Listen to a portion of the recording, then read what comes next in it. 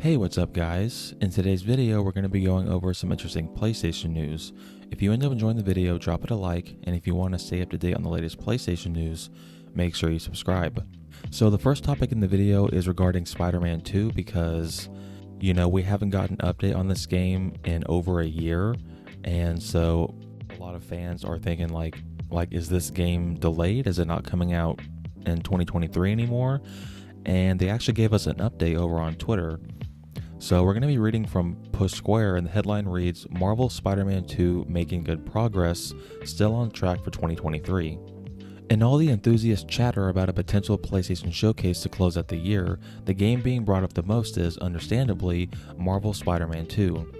Announced as part of last year's main event from Sony, the big sequel to Insomniac Games' superhero romp is penciled in for a 2023 release. Nothing's changed on that front, but fans have been getting antsy, clamoring to see more of the title soon. A showcase would be the perfect place to show it off, but as October rumbles on, that's seeming less and less likely. As a result, Spidey fans are becoming worried about the superhero sequel and that it might be releasing later than expected. Developer Insomniac has stepped in to try and calm things down. As you can see in this response to a follower, Insomniac assures the team is making good progress on the game and that it's still slated for 2023. It adds that public showings of games takes time, effort, resources, and coordination. And so this kind of popped up out of nowhere. It was some random people just asking Insomniac like, hey, when is this game coming out? Because you guys haven't given us an update in over a year and we're worried about this game being delayed out of 2023. And Insomniac actually responded, this isn't the biggest update, like they didn't show any gameplay or anything like that. They're just saying like, hey, we're still working on the game and it's still coming out next year. And so it seems like hopefully maybe before this year is over that we will get like some gameplay or something, maybe a new trailer, and so I just wanted to give you guys this update. But what do you guys think? Down below, let me know your thoughts on how Insomniac Games has reassured fans that Spider-Man 2 is still coming out in 2023. Moving on to the next topic in the video, we're going to be discussing God of War Ragnarok because Sony has introduced this new behind-the-scenes series for the game. And so we're going to be reading from the PlayStation blog where the headline reads, Introducing the God of War Ragnarok behind-the-scenes series. Since the very first moment of development on God of War Ragnarok, our team at Santa Monica Studio has made hundreds of decisions each day that have shaped this game into the experience and story that we are about to share with you on November 9th. Over the course of this journey, every single team member who has touched God of War Ragnarok in one way or another has left their mark, each with their own perspective that has given life to everything you will see, hear, and interact with at launch. The story of God of War Ragnarok is not only that of a father and son who must confront the coming tides of war, it is also the story of the individuals who chose to devote their time, skill, and passion to build this game together in the face of unprecedented uncertainty during a global pandemic. In the God of War Ragnarok behind-the-scenes series, we will be taking you to online realms from Midgard to Asgard, and perhaps a pit stop along the way. With each episode, we hope to provide you not only a unique perspective on the years-long endeavor of creating this title, but also bring you insights from many of the team members who have made this possible. Starting today on every Tuesday for the next 9 weeks, we will be diving into one aspect of the game, from shaping the story and elevating combat, to creating the score and crafting cinematics. Our first episode begins much like our story does in Midgard, where we will be discussing the key narrative beats from the last game that will come back into play in God of War Ragnarok, as well as how our team approached taking on a sequel that will conclude the Norse saga. And so Sony actually uploaded this first episode on their YouTube channel, and it's actually very, very interesting. It's some of like the narrative directors and how they came up with the story of Ragnarok. Now there's obviously no spoilers. Pretty much the only footage that they show from God of War Ragnarok is from the latest trailer, and then there's like a few seconds of like brand new footage, and it's very, very interesting.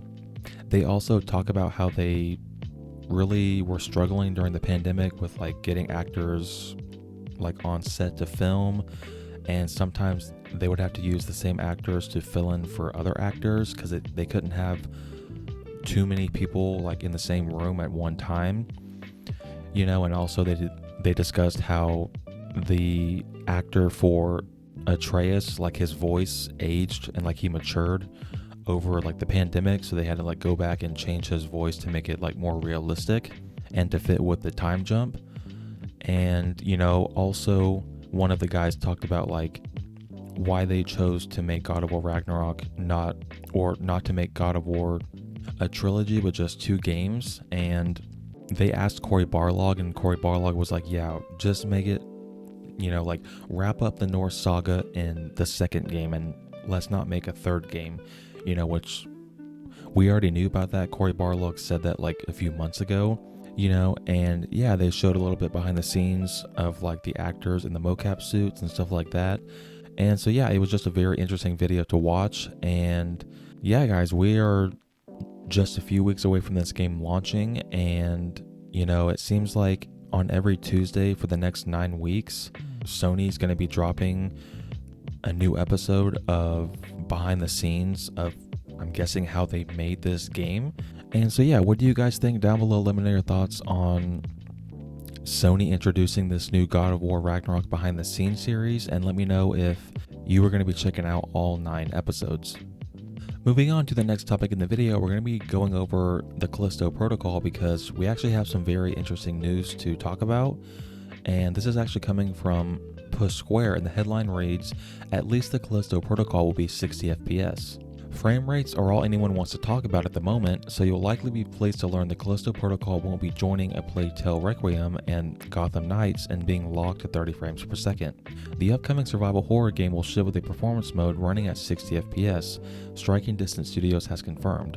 Detailed in a tweet, the developer has also responded to a rumor circulated earlier today of a possible delay to early 2023. However, that's not happening. Quote, "We would love to inform you all that we will be shipping globally on December 2nd, the team confirms." Given the wording used by Striking Distance Studios, it's probably safe to assume there will also be a quality mode in the Callisto Protocol that spruces up the visuals at a 30 FPS frame rate. However, given the reaction to that particular frame rate over the past few days, it sounds like fans would rather flush it out the airlock into space and opt for the 60 FPS option instead. And so yeah, I found this very interesting. I mean, over the past few days, there's been a lot of controversy with new games coming out that are locked at 30 FPS, like Gotham Knights and A Plague Tale Requiem. And my thoughts on that is that I feel like a current gen game that's like coming out on PS5 and Xbox Series X at the end of 2022, there should be a 60 FPS mode. The fact that they're being locked at 30 FPS is like, it's dumb. I don't know if the developers just chose to do that or they just didn't have enough time to make a 60 FPS option. I don't know, but I mean, when it comes to the Callisto Protocol, it's confirmed, like there will be a 60 FPS like performance mode option, and that's the mode I will personally be playing this game. There was also some potential bad news about this game because earlier on Twitter, there was like this picture floating around in like the top left corner. It said like the release date was February 12th, I believe, of next year. And so it made it seem like this game got delayed. And I was like, wait, what? Like, this hasn't been confirmed by anyone. But then a few hours later, the official Callisto Protocol Twitter account came out and said, that the game is still coming out this year. So just pretty much confirming that picture was fake or someone just had the wrong information. And so yeah, I mean, this game is still coming out this year, and it will have a 60 FPS mode, and I mean, that's just awesome to hear. But what do you guys think? Down below, let me know your thoughts on the fact that the Callisto Protocol is still coming out this year and will have a 60 FPS performance mode. Moving on to the final topic in the video, we're going to be going over a new update regarding the Dualsense Edge controller. So we're going to be reading from PlayStation Universe, where the headline reads, "Dualsense Edge controller global release date set for January 26th. Sony Interactive Entertainment has announced that the Dualsense Edge controller will be released worldwide on January 26, 2023. The Dualsense Edge controller will retail for $200 and will be available for pre-order on October 25th, 2022. You will also be able to pick up the replaceable stick modules day and date with the controller itself, which will set you back $20. And so yeah, I mean, we now know the official release date for this controller, and yes, it is very, very expensive. I will probably not be buying this because I feel like these pro controllers are meant for like people that play like online games and like try and win like competitions and like Evo and stuff like that. So this isn't really made for me. You know, honestly, the DualSense that we have now is plenty good enough for me. So I will at least wait until reviews come out, and if people say like that it's worth it, then I might think about it. But I mean, like $70 for a controller is already very expensive. So I mean, yeah, $200 is obviously even more expensive. So I'll probably be passing on this, but I know this controller is going to sell probably really well. And it seems like from the new video that they put out for this controller, like it looks like the controller itself looks really, really good.